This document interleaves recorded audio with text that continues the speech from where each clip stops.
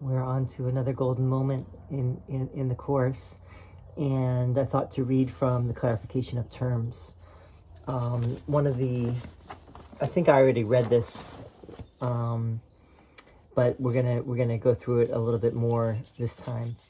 I think we did a universal theology is impossible, but a universal experience is not only possible but necessary. Let's read it again, but with a little bit more context this time. Let's see how long this introduction. It's a brief introduction. We're just going to read the whole introduction, talk a little bit about it, okay? So here's the introduction to the clarification of terms, which is at the end of the manual for teachers. It's at the very end of the course. Okay, paragraph 1. It's 5 paragraphs, just like all of Jesus' discourses in the workbook. It's 5 paragraphs, okay? So paragraph 1, this is not a course in philosophical speculation, nor is it concerned with precise terminology. It is concerned only with atonement or the correction of perception. The means of the atonement is forgiveness.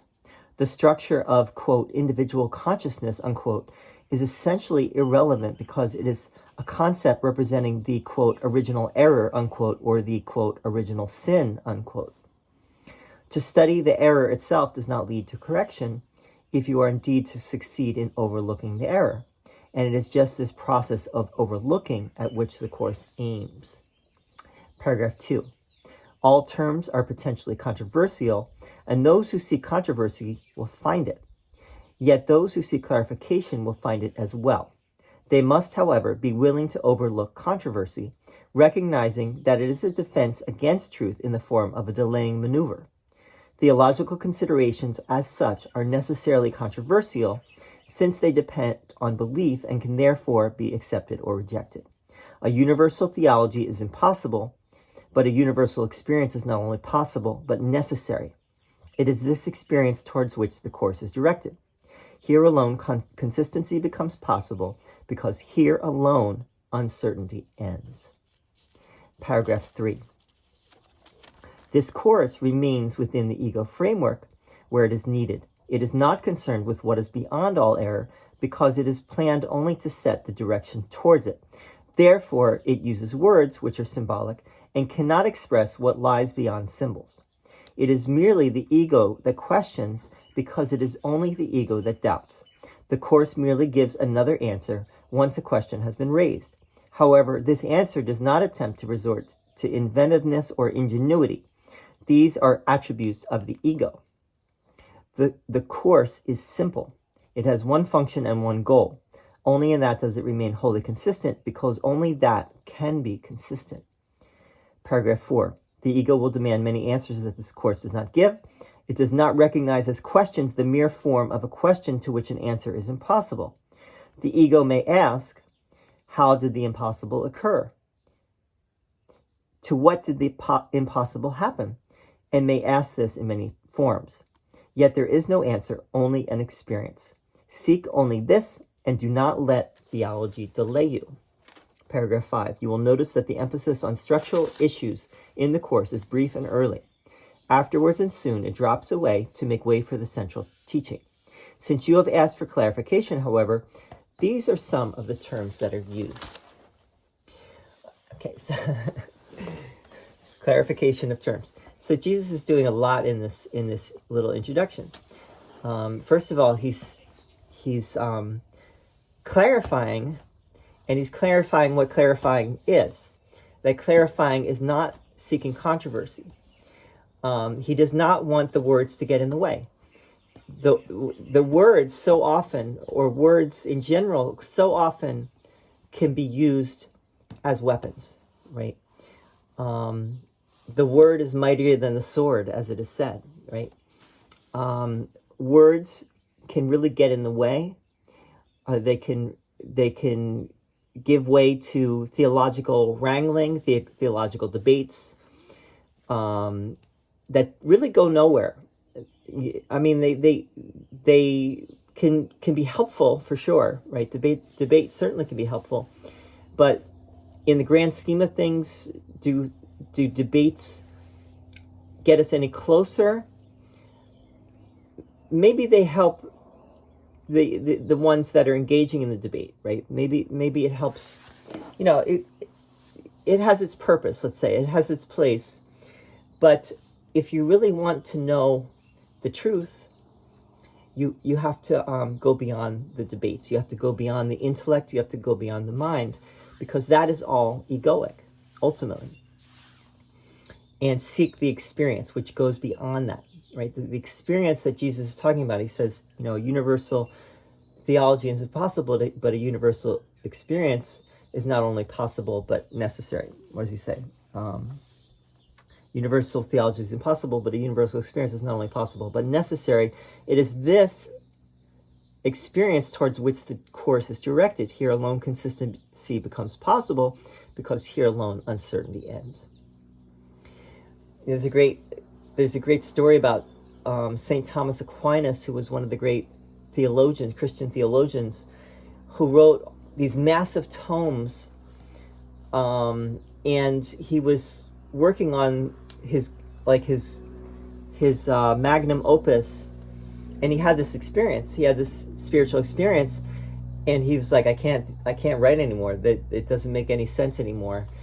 What I've seen, this experience has put to shame everything that I've ever done. Right? All the philosophy, all the philosophical speculation that I've been doing is nothing in light of this mystical experience that I've now had. So this is not a course in philosophical speculation. It's not a course in debate. It's not a course in egoic controversy. It is only concerned with atonement, correcting our perception.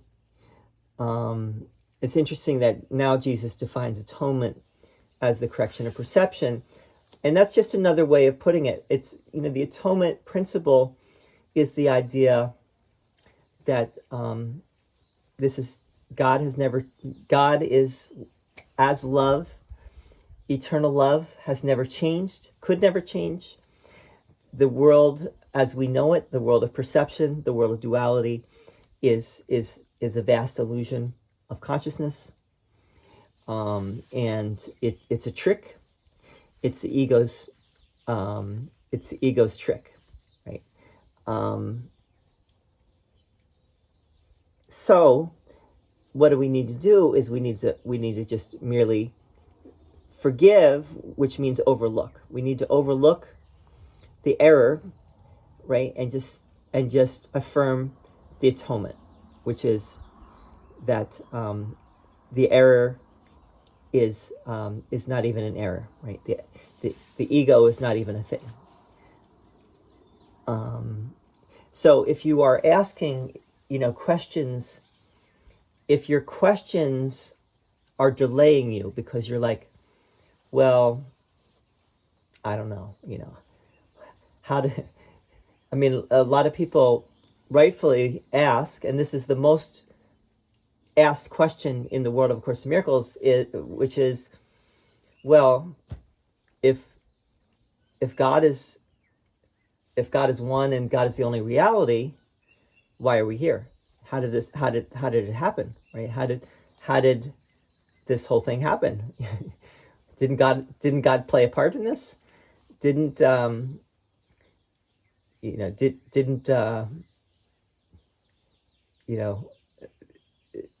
Wasn't there some kind of let's say divine push towards this happening, so that we're all here, experiencing this world of perception and this world of separation? And Jesus is essentially saying right here that question in and of itself is wrongheaded, because it's the ego asking, the ego basically saying, I exist, now tell me why I exist, right? It's only because we have, and we continue to consistently side with the ego, that we would even ask that question. And still, even with Jesus saying that may not be a satisfying answer, because we're like, well, that's easy for you to say, right? but how do I trust that that's true? How do I know that that's true? And we really don't. We do have to take it to a certain degree on trust. And if the course resonates with you, if you vibe with it, if it's meaningful to you, then you're probably more likely to trust what Jesus is saying in the course, and you want to try to understand what he's getting at, which is why you're here, right? So this is all quite challenging, but I think the thing to keep in mind is that whenever you question and whenever you say, you bring up these questions of like,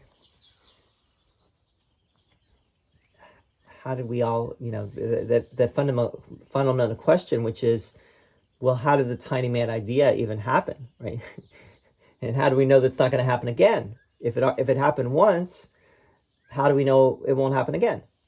Like if you like, so what if the world is saved and we all return home?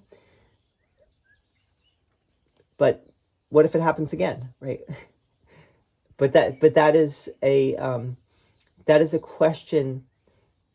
What you're basically doing when you ask that kind of question is you're failing to remember that these are all just, everything that Jesus is sharing is symbolic, and that we're making the same mistake in this very moment that was made at the very beginning.